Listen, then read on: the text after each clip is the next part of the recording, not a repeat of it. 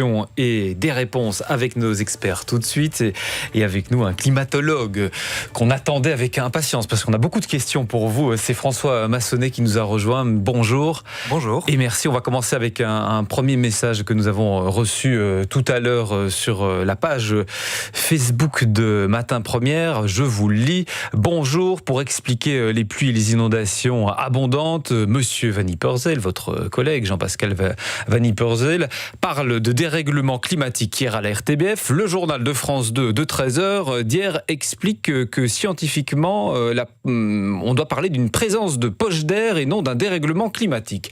Et il termine en disant « qui croire ?» Alors, on va dire que les deux explications ne sont pas contradictoires.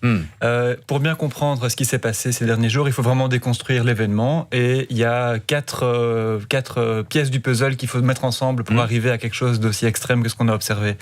La première chose, c'est qu'il faut une circulation atmosphérique un peu particulière. Il faut en fait une dépression. Des dépressions, on en a toutes les semaines qui passent surtout en hiver. Et donc ça, c'est quelque chose de tout à fait commun, tout à fait banal. La deuxième chose, c'est qu'il faut que dans la colonne d'air au-dessus de là où on se trouve, au-dessus de la Belgique, il faut qu'on ait suffisamment d'eau à précipiter. Si vous avez de l'air sec et vous avez une dépression, il n'y a rien qui va se passer. La troisième chose, c'est qu'il faut que la situation perdure pendant plusieurs jours. Imaginez que la situation un peu extrême de ces 3 derniers jours ne se soit produite en fait que sur un jour, qu'on ait eu seulement le mardi de précipitations. Il y aurait eu certes peut-être des petites rivières qui débordent, mais on n'aurait pas eu des situations aussi extrêmes. Ce qui a été extrême ici, c'est qu'on a eu 3 jours d'affilée avec une situation qu'on appelle de blocage, où la même dépression est restée stockée, est restée à stagner sur nos régions. Et c'est une conséquence alors du dérèglement climatique, parce que la dernière chose qui est une cause non climatique, c'est qu'il faut en plus que le bassin versant soit fort urbanisé et fort bétonisé pour permettre à cette eau de ruisseler et de ne pas s'infiltrer dans les sols et d'aller s'accumuler en bas et faire déborder les rivières. Alors, la première cause, la circulation atmosphérique, elle est non climatique, dans le sens où elle se produira encore pendant des milliers d'années, elle s'est produite depuis très longtemps. La deuxième cause, est-ce qu'on a plus d'eau dans de l'air? Oui, celle-là, elle est climatique, et ça, on le sait depuis le 19e siècle. Quand vous augmentez la température de l'air de 1 degré, vous pouvez stocker jusqu'à 6 à 7% de vapeur d'eau en plus. Et donc, c'est 6 à 7% de précipitations en plus qui peuvent tomber sur le territoire. La troisième chose, la durée. Il y a des études qui commencent à montrer que le changement climatique pourrait favoriser une plus longue durée de persistance de ces systèmes. Et la dernière cause, elle est non climatique. Elle est liée à notre mode d'urbanisation du territoire. Autrement dit, est-ce que ce que nous avons vécu ces dernières heures, et c'est pas terminé, on l'a entendu, c'est une sorte de bande-annonce de ce qui nous attend dans un futur proche? Oui. Au même titre que les vagues de chaleur qu'on a connues sur les derniers étés. Ça ne veut pas dire que l'été prochain, on aura un événement de précipitation comme on l'a eu là sur les 3 derniers jours. Ça ne veut pas dire non plus que l'été prochain, on aura une vague de chaleur. Mais on doit s'attendre, si on prend un peu de recul, sur les 10 prochaines années, sur les 20 prochaines années, à avoir plus de ce style d'événement que sur les 20 précédentes, par exemple. Donc, en moyenne, sur des longues périodes de temps, en termes de fréquence, on risque d'avoir des temps de retour de tels événements qui sont plus courts que ce qu'on a connu par le passé. Et ce que disait hier Jean-Pascal Van Ypersel, climatologue également, sur le plateau de journal télévisé, c'est que finalement, ça n'aurait pas dû nous surprendre, parce qu'on nous prévient depuis des années et des années. Il était d'ailleurs sur le plateau du journal télévisé avec en main un rapport du GIEC des années 90. Oui, ça exprime un peu toute la frustration des climatologues. Alors, il a un peu plus de bouteilles que moi, et donc il était déjà actif au moment de la publication du premier rapport du GIEC en 1990. Et c'est écrit noir sur blanc qu'on doit s'attendre à un glissement, ce qu'on appelle un glissement de la distribution des précipitations, c'est-à-dire que la quantité moyenne de précipitations moyennée sur le globe va augmenter légèrement parce que l'évaporation augmente quand la température augmente, mais surtout, les extrêmes de précipitations, donc les événements où on a beaucoup de pluie qui tombe en un temps donné, eux, ils vont avoir tendance à augmenter en fréquence. Or, on sait que les précipitations, elles n'ont pas le même impact. Vous pouvez avoir, 3 mm de pluie qui tombe gentiment pendant 10 jours, ou bien intensément pendant 2 heures, et puis rien pendant le reste des 9 jours et 10 heures. Ça ne va pas du tout avoir les mêmes effets. Vous demandez à un agriculteur ce qu'il préfère, je pense qu'il préfère avoir une petite bruine continue qu'un orage qui vient ravager ses champs. Et donc, on se dirige plutôt vers des situations où on a une distorsion, un écart entre les précipitations très faibles et très fortes, avec plus d'extrêmes de précipitations. On n'a pas assez écouté les scientifiques ? Et force est de constater que le travail du côté des scientifiques a été fait et le message n'a pas été, en tout cas, pris du côté des politiques. Maintenant, on peut voir le tableau d'un bon côté. Et je pense qu'on est ici à un tournant parce que dans la conscience publique et dans l'opinion publique, en tout cas c'est une impression personnelle que j'ai, il me semble que l'hypothèse d'un changement climatique, maintenant, elle est actée. C'est-à-dire que les gens ont intégré ce fait qu'il y a un changement climatique et qu'il s'agit de prendre des mesures. C'est pas ce que l'on lit dans tous les messages que nous recevons ce matin, cela dit. Ah bon, on va en discuter. Par contre, en même temps de ça, donc je pense que depuis la COP de Paris en 2015, on a donc ce changement de mindset quelque part.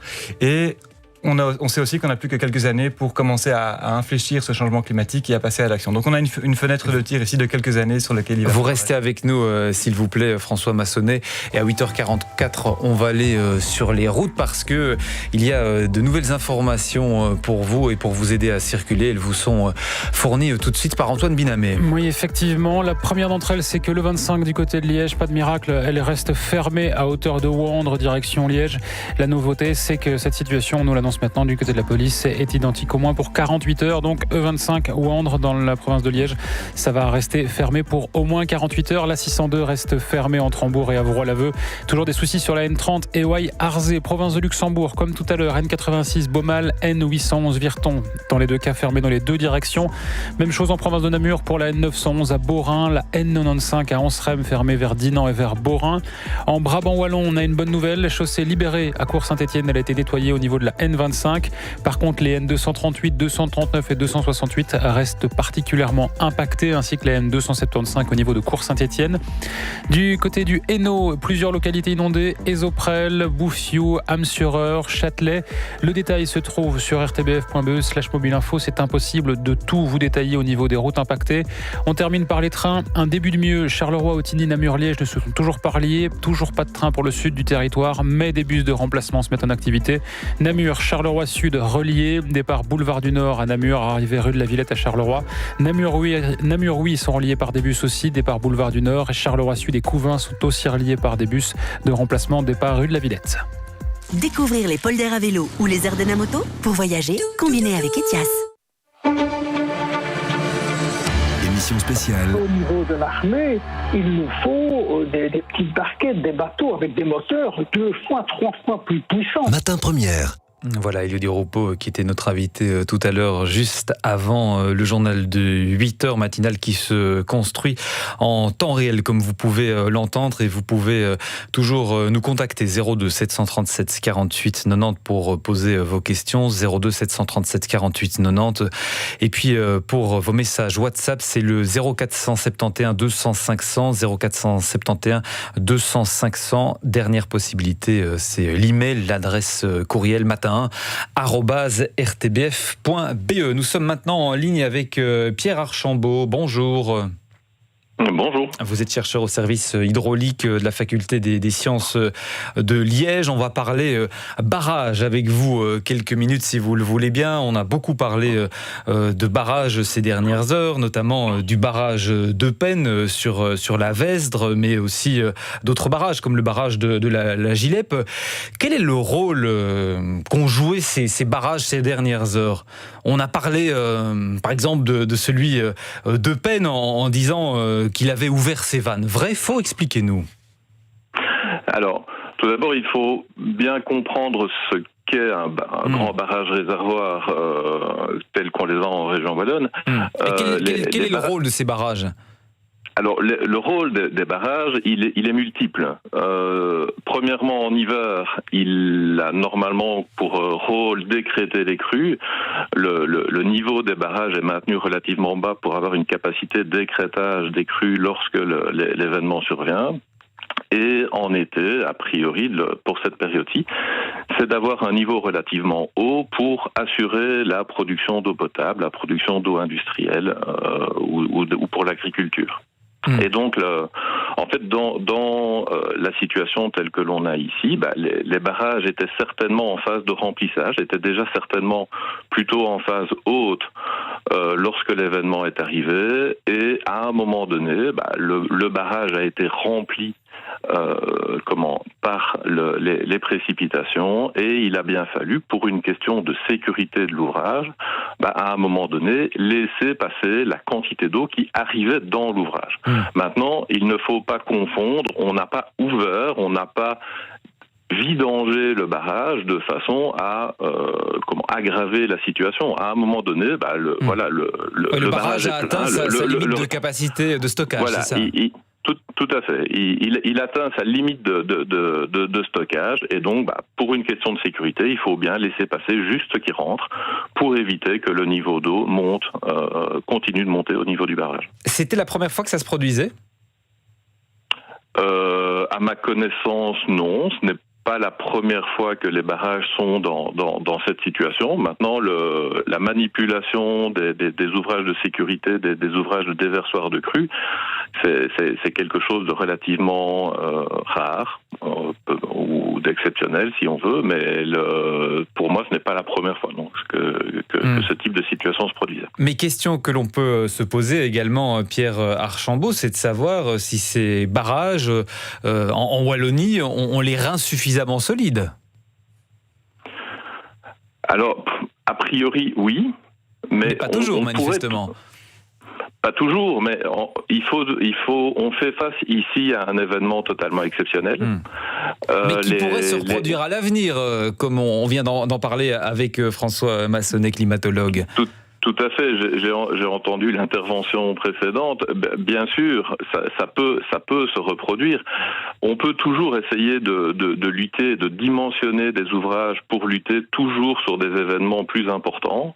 Mais à un moment donné, la physique, la topographie que l'on a ne permet pas non plus de stocker des centaines de millions de mètres cubes dans les vallées, sauf à construire des ouvrages immenses, mais qui serviraient éventuellement une fois par siècle. Mais est-ce que il faut voir si l'investissement de la construction et du maintien de tels ouvrages est pertinent pour lutter contre de tels événements. Vous en dites quoi, François Massonnet ? Ça illustre bien toute la complexité du problème. Est-ce qu'on est prêt à faire des investissements colossaux qui vont avoir des répercussions aussi sur le contribuable et sur les finances de l'État ou alors, est-ce qu'on décide d'aller vers de la prévention et de se dire, on réduit les émissions de gaz à effet de serre pour éviter que ce genre d'événements se reproduisent avec des fréquences trop élevées. Il est encore temps ? Il est encore temps, mais il faut plus traîner. C'est-à-dire que on sait que quoi qu'on fasse aujourd'hui, de toute façon, on verra pas de changement sur le climat global avant au moins 20-30 ans, parce qu'il y a un temps de réponse, une inertie qui est très longue dans le système. Donc si on le fait, c'est déjà pour les générations futures ou même pour des gens qui n'existent pas encore. À ce stade-ci, pour les 20-30 prochaines années, ce qu'il faut faire, c'est consolider un maximum les infrastructures que l'on a et se préparer à des événements similaires à ceux qui sont arrivés cette semaine. Pierre Archambault, une question encore, question qui nous vient d'un auditeur qui a tenté de nous joindre il y a quelques minutes. Et là, on change de barrage, si je puis dire. On parle de celui de l'île Monzin sur la Meuse à Liège. Évidemment, barrage qui est en travaux, comme nous le rappelait Christine Defraigne tout à l'heure. Et là, cet auditeur, il se dit, oui, très bien, il fallait faire des travaux, mais combien de temps faut-il pour les réaliser ? Est-ce que vous avez des éléments de réponse à fournir à cet auditeur, Pierre Archambault ? Alors, oui. À ma connaissance, les travaux sur le barrage de Monzin étaient prévus au moins sur 3 ans. En tout cas, le remplacement des passes initialement était prévu en 3 années. On devait remplacer 2 passes une année, 2 passes la 2e année et les 2 dernières passes la 3e année. Donc avec les phases de préparation de chantier, de sortie chantier, bien entendu, tout ça s'allonge encore un petit peu, mais c'est bel et bien plusieurs années qu'il faut pour remplacer ce type d'ouvrage. Et cette durée-là s'explique parce que justement, comme le barrage de Monzin est un barrage de régulation de navigation, donc on ne parle pas du tout du même type d'ouvrage que le barrage de la Vesdre ou le barrage de la Gilep. Ici, le barrage de Montsint a un rôle de régulation de niveau d'eau, principalement pour la navigation. C'est pas un réservoir d'eau potable. Ce n'est Bon, il y a éventuellement des prélèvements d'eau qui sont effectués dans le bief de Meuse, mais son rôle principal n'est pas l'eau potable. Et donc, pour des questions justement de protection et pour conserver une capacité d'évacuation d'eau, eh bien, le phasage initial était de ne remplacer que 2 vannes par an. Alors ici, pour des questions de crise sanitaire et ainsi de suite, les chantiers, bien entendu, de génie civil ont également été impactés. Le remplacement prévu l'année passée n'a pas pu être effectué. Ici, il y a eu une phase de chantier qui avait pour ambition de remplacer 4 vannes cette année-ci, de façon à être libérée complètement l'année prochaine. Et avec beaucoup de malchance, l'événement s'est justement ici déroulé au moment le plus critique en termes d'évacuation, de capacité d'évacuation du barrage. Eh bien, merci beaucoup Pierre Archambault pour ces éléments de réponse en direct ce matin sur La Première. Il est 8h54. Quittez le centre-ville, montez au premier étage et emportez avec vous denrées alimentaires, GSM et de l'eau. Évacuez le centre-ville dès que possible. Édition spéciale suite et fin, il nous reste 5 minutes encore et on va accueillir une nouvelle invitée qui est avec nous au bout du fil, c'est Françoise Bronchin, bonjour. Bonjour. On va parler assurance avec vous puisque vous êtes responsable des bureaux d'assurance, Françoise Bronchin qui porte donc votre nom. Quels sont les bons réflexes à adopter si on fait partie des personnes sinistrées? Que faut-il faire et que faut-il ne surtout pas faire dans l'immédiat? Expliquez-nous. Alors, ce qu'il ne faut certainement pas faire dans un premier temps, et c'est peut-être compliqué à comprendre, c'est surtout il ne faut pas paniquer parce que les assurances sont là pour vous aider d'abord et pour aider toutes les personnes qui sont en grande souffrance pour le moment. Donc, une toute première chose à faire, c'est réaliser toute une série de photos. D'abord pour figer la situation, pour que les experts qui seront amenés à passer par la suite puissent se rendre compte de ce qui s'est réellement passé.